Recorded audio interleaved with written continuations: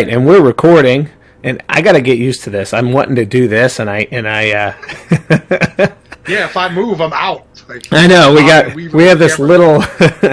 We're used to doing this in front of a camera, sitting behind a desk. So bear with us here. We'll get used to this eventually, and hopefully we could do some actual in-person things and get some sketches for those of you that haven't watched our videos before, haven't followed us before, and some of you hopefully have found us here. We do these. We're the horror guys. I'm Alan. That's John. To my I guess he's to my left. He'd be to your right. I'm somewhere. I'm here. But we do reviews, we do news updates, we talk about old school horror, new school horror. We like to do skits and sketches, which I definitely want to get back into doing some of that. But we've been away for a while trying to figure out a way to do this because we're both busy and we want to be able to do this more regularly and more. And I think this is it. I think this will help us do that. Yeah, absolutely. We'll hopefully be able to do some interviews, some live streams, and everything like that. But the one big thing, the elephant in the room, is Halloween Kills, and that's what we want to talk about tonight. Because we spent, the better part of a year and a half to 2 years talking about this movie before it came out, and we both saw it the night it came out, but we have not had a chance to really. We've even talked minimally about it together. So I just want to dive into it. I want to know what your thoughts were overall. You're honest. You've had a couple months to think about it. Where are you at with it? So, it's funny that we talked about doing this. You know me, I'm like the notes guy, right? Yeah. So all my notes are in my phone, which I'm using right now. So I'm trying to remember. I skimmed over them really, really fast. So obviously everybody hated it for the most part. Everybody seemed to hate it. It seemed that way. Yeah. I don't understand why, because okay, here's the thing. Like they give us, we have 78, we have 2018, and then we have Kills. Obviously following that will be Ends, right? Yeah. So they're telling their story the way they want to tell it. So everything after 78 is no go. And I need to repeat that again because people still, after so many years, don't seem to get that. Yeah, it's like controversial. Everything. Yeah, people who supposedly have been following this stuff, and I don't understand that because there have been so many resets with this franchise. And by the way, timeline resets are just a thing now. It's not just with Halloween; it's with Terminator, the Texas Chainsaw Massacre. I'm surprised. Scream. In a lot of ways, I'm surprised Scream didn't totally wipe out they could have easily wiped out 3, in my opinion, and moved on. Really, they could have gone straight from 4. So this is just a very common thing. I don't understand why people are really making a big deal about it with the Halloween franchise. I've heard numerous times, well, what happened to her son? What happened to Jamie Lloyd? Right. They don't matter in these movies. They're not here. Right. Nothing matters. Right. Well, wait a minute. What if she was married to Jimmy, and that's who her daughter's father is? Jimmy doesn't exist. Jimmy doesn't exist. At least not in terms of the guy that she met in Halloween 2. This is kind of like I don't want to spoil the new Spider-Man for anybody. But if anybody saw the new Spider-Man movie, all these characters that didn't exist in one universe existed in another universe. It's kind of like that. It's like a different dimension. And it would almost be like, maybe they'll do a Halloween into the Halloween verse where everything comes together, maybe. Which I'd be down for it, not going to lie. I would too. I'm not, But, absolutely. But I'm kind of with you. I'm puzzled in terms. Now, I'm not going to say that I loved everything about it, and we'll get into that. There were things that bugged me. There were things that bugged me about the last one. In retrospect, after watching this one, I do like 2018 that much more, I think, just because of the pacing of it. Halloween Kills was a very intense movie from literally the beginning, which I think we all expected that because, it just picked up right there. And you know what? I'm glad you said that because I want to say something real quick. I just saw somebody comment on the fact of, was Michael Myers ever that brutal in 78? And he never moved that quick.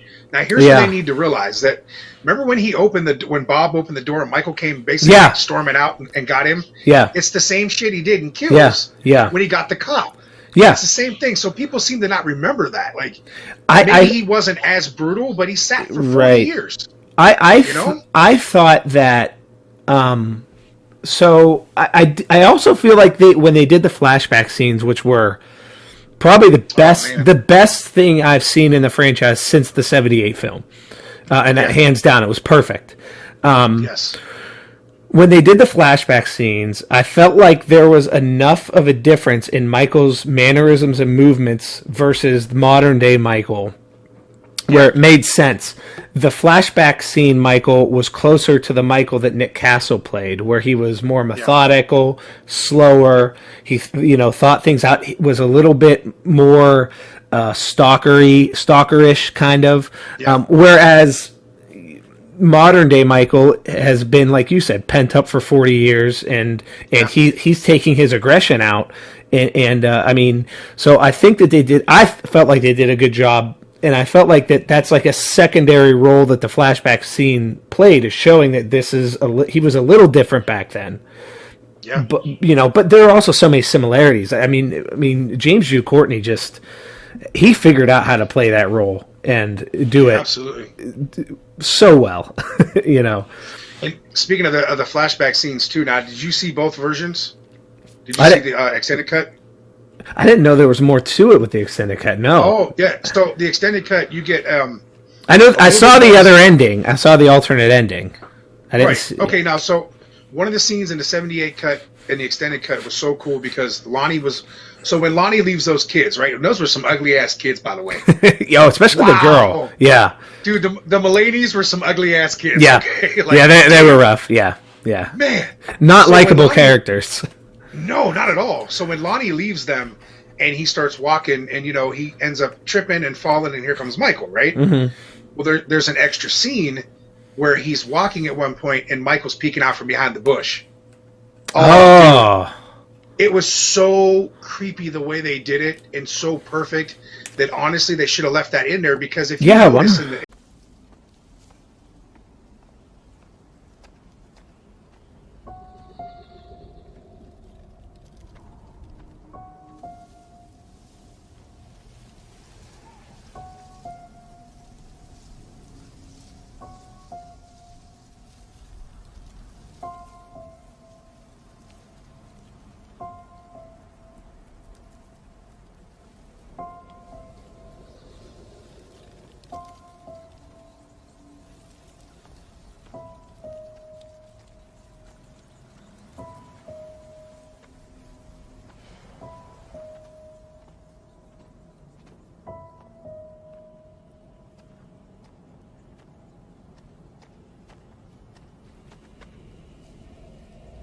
Now, when you watch the two and you see that difference, when Lonnie trips, he almost starts to whine right away before we even see Michael Myers. Mm-hmm.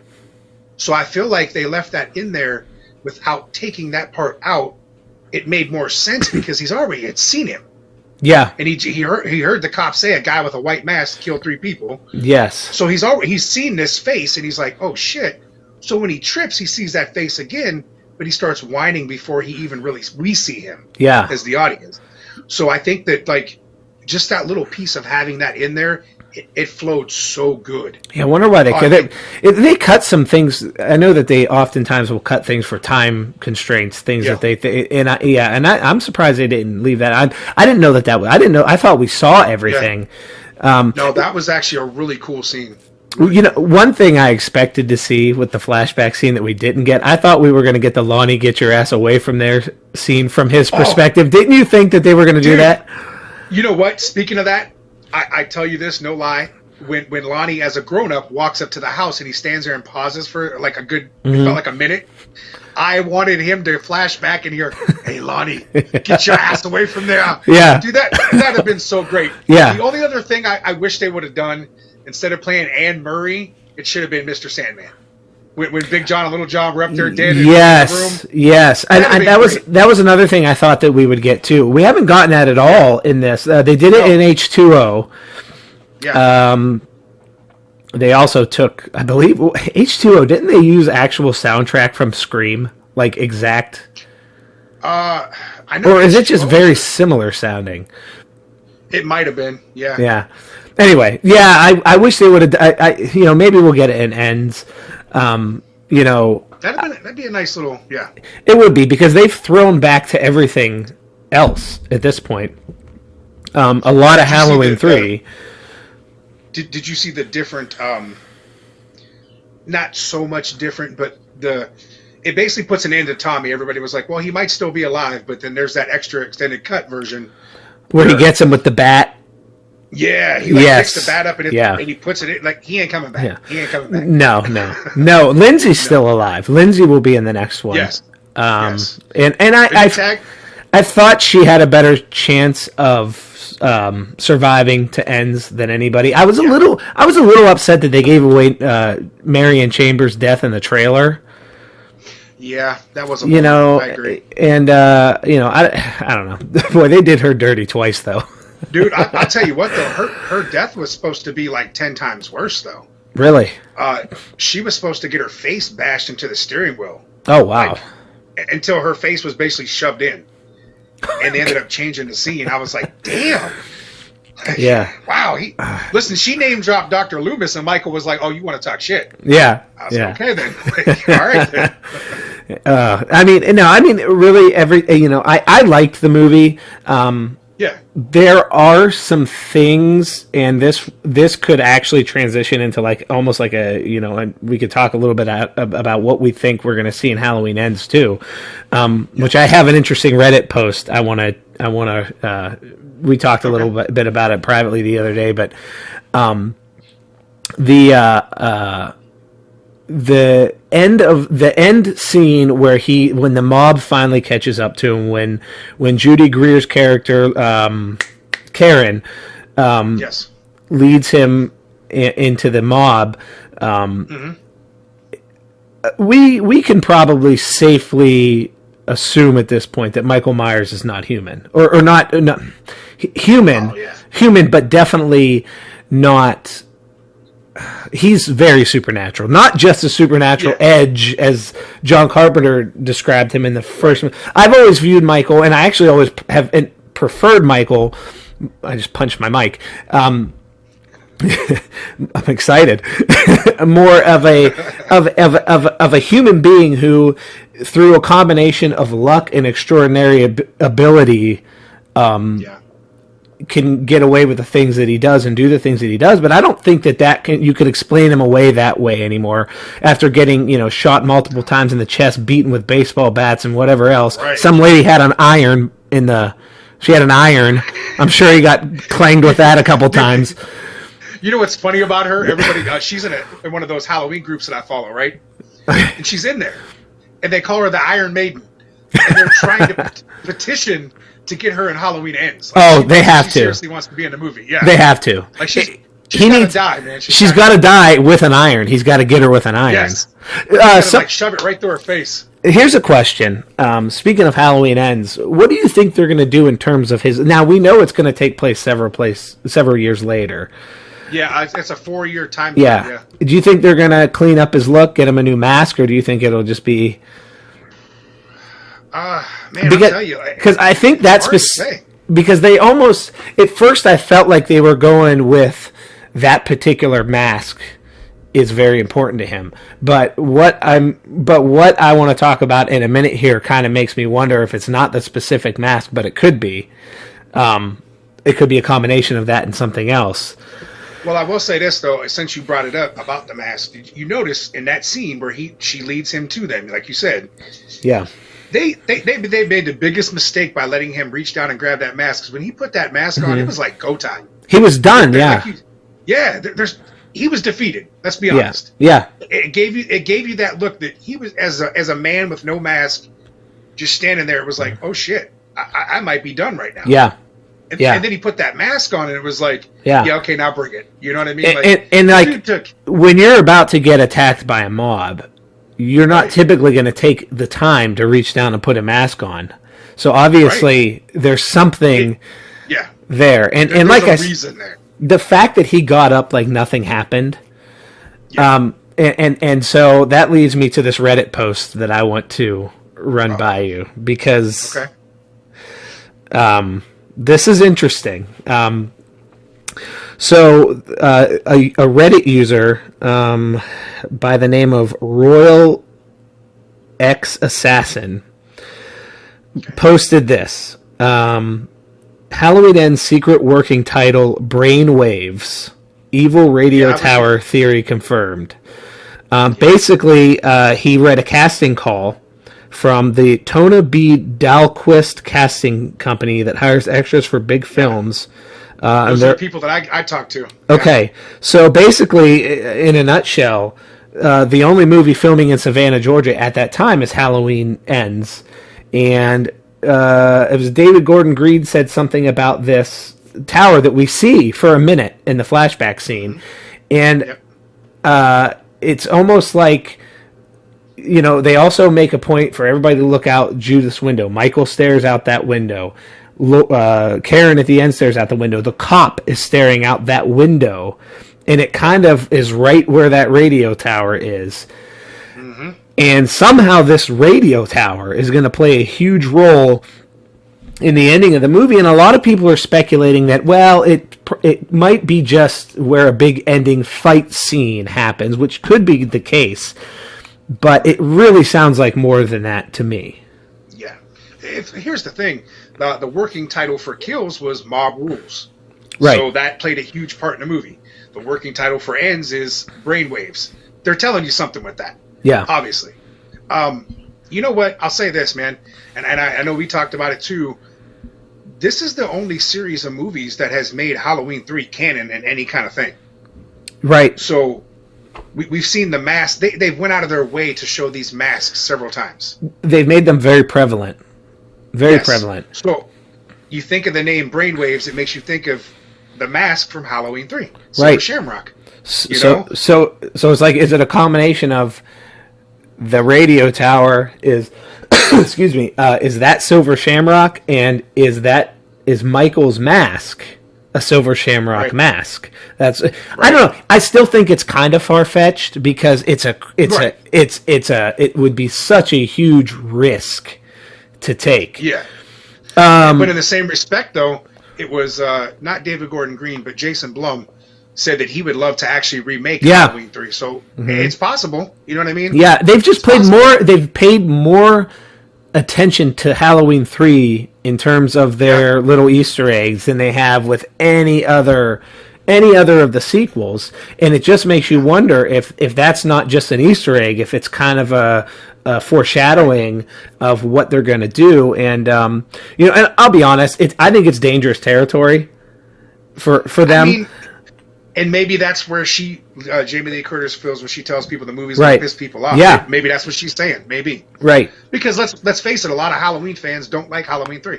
Right. And even the ones that do are so, you know, and listen, I understand and I agree that Halloween 1978 is best viewed as an individual movie with no sequels. You know, there's no doubt about it. But as a fan, of course, I want to keep seeing more. I don't have a problem diving into the details of all this stuff. But you know, I'm not a huge fan of the supernatural thing, but I'm going into this with an open mind. I'd say that's probably the one thing that the end of the movie left me kind of, you know, teetering a little bit, was the fact that he was so unstoppable. You know, one of the things I always liked about Michael was that he's just this crazy guy who wants to kill people for no reason, and it's like anytime you go to explain that, and we've all heard this before. That being said, I am intrigued with where they're going and what they're going to do. Yeah, same here. And it's funny because, like, throughout the series, it gave you purpose. Like, okay, so in part 2, you realize now that's his sister, so that's why he was going after her. Right. Part 4, he's got the niece. Part 5, he's got the niece. Part 6, we take away from the niece, but now we've got a baby now that he's after. It's been a family thing for all the movies, right? Right. These ones are exactly what it should have been in the first place. He had no motive. He saw you, he went after you, he killed you. Right. Or he tried to kill you, at least. Right. And that's what these movies have proved. And another thing that I can't stand that people keep talking about is the fact that, and they brought it up in this movie, and I think they did it on purpose, was that she's so stuck on the fact that he's coming after her. He doesn't give a shit about her. Right. he didn't give a shit about her in 2018. If it wasn't for Dr. Sartain, right, they never would have crossed paths. As a matter of fact, they went out of their way to cut the ending, the original ending, and change it. Yeah, they cut a whole part of it because after he kills Karen, he called her in the original ending, and they thought that was too personal, and that would lead everybody back to that he's after Lori sort of thing. Or no, she called and he picked up is what it was. See, here, you know what though? I actually like that ending. Mm-hmm. And it's so funny because again, you see people complaining. How did Michael Myers know how to answer a phone? How the fuck did he drive? Okay, he drives a car. He's not an idiot. He's clearly not an idiot. Right. He's not a mindless killer. He's got some smarts, you know. Right. Yeah. I don't know, man. For me, there was so much about it. Like, I thought Lonnie's character was cool, but I feel like he didn't have enough. No, they did a good job rehabbing him into a heroic character. Yeah. He's one I may have let live to the next film. I would have too. Tommy's character, a lot of people gave him a lot of shit too, but I think Tommy was that same scared little kid from '78. Mm-hmm. But as a grown up, he wanted to stand up and fight because Lori did it for him. You know, right? Did he have good intentions? Yeah. Did he mess up a lot? Absolutely. Yeah. But that's what his character was meant to be. You know?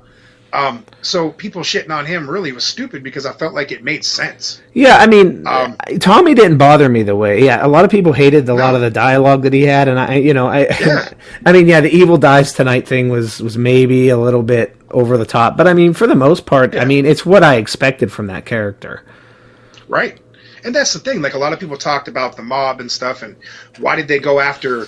I think how do you say his name? Trivoli. I think that's how you say his name. The character.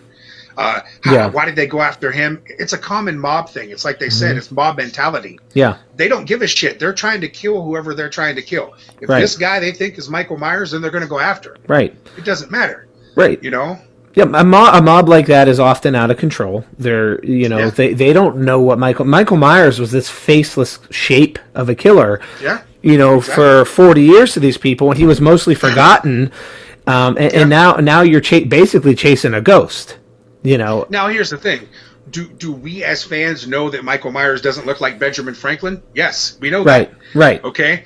They don't know that, and the best part about it was for the people that complained about it. If you just listen to what Sheriff Brackett said, he's turning us into monsters just like him. Yeah. He explained it to you. Yeah. It's right there. Right. So people. Right. It just goes to show that people are going to shit on whatever they want to shit on because they don't like it. And there was a little bit of right there. And there was a little bit of social commentary being done there, and this is something that not only the writers of the movie are big into. Jamie Lee Curtis herself is big into that.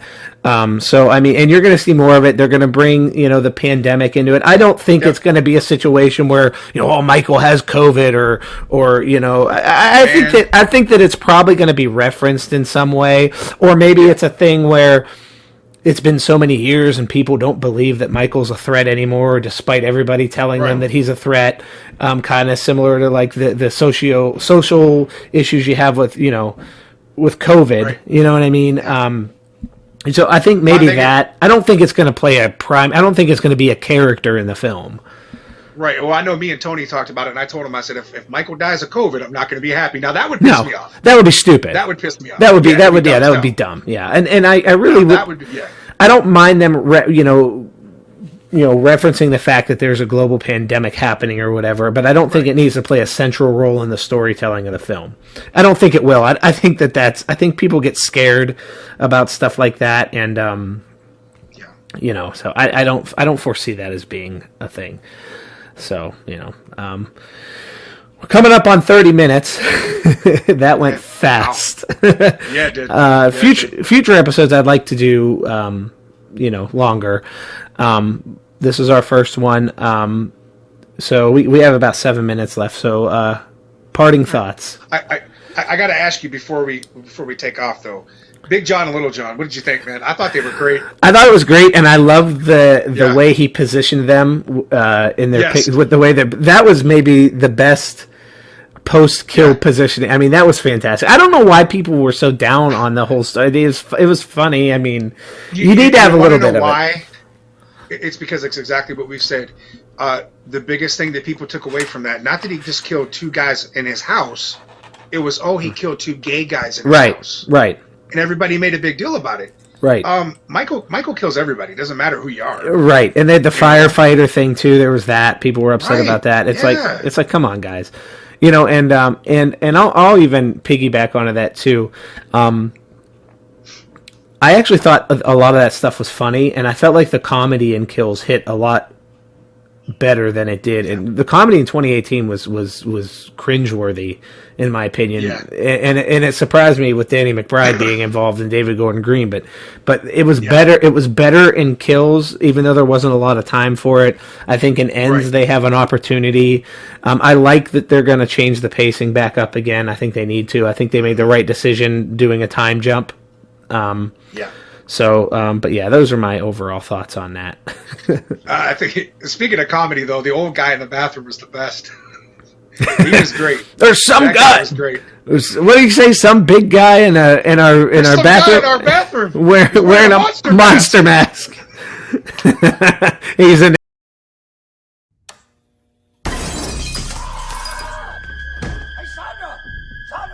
There's a big fella in our bathroom, and he's wearing a monster mask. Oh, what the fuck does he want? Who gives a shit? Call the cops.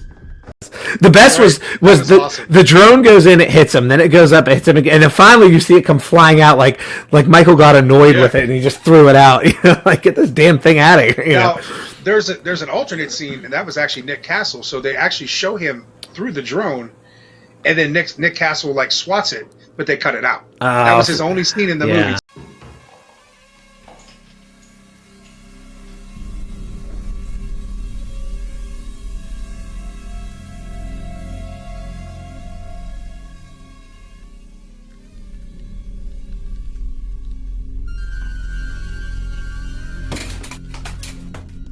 Disappointing. And again, they cut. Nick did do all the breathing, which is cool. And of course the soundtrack was again spot on.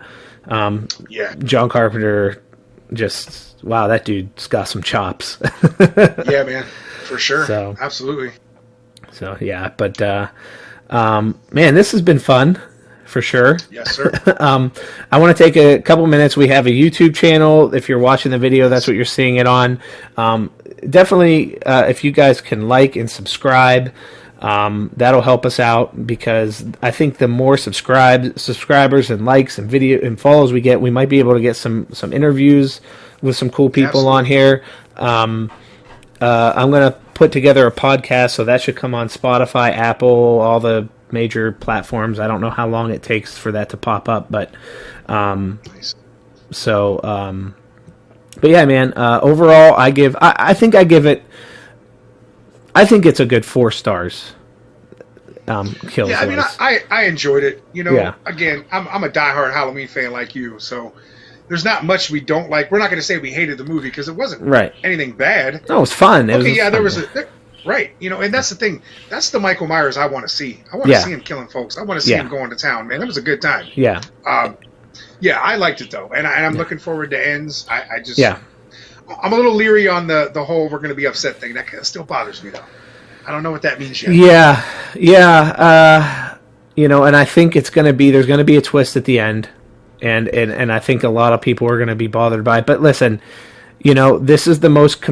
I get the feeling we're going to get the most complete ending to a story in terms of Halloween that we've ever gotten. We've never gotten closure to a story, so I think we're going to get that here, and that's a positive. So we'll see. Yeah. I mean, we may not like it, but at least it's closure. It is that.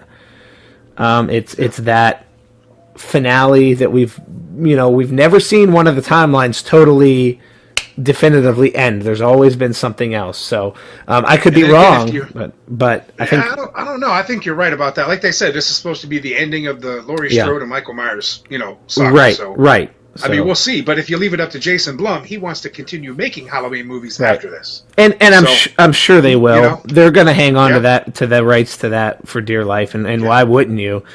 But But anyway, we should probably wrap it up, so that way I could send you a file that's that'll work, sized in a way that we could send. This has been fun. Yes. And I can't wait to dive into something else next week. I can't wait to talk more Halloween Kills.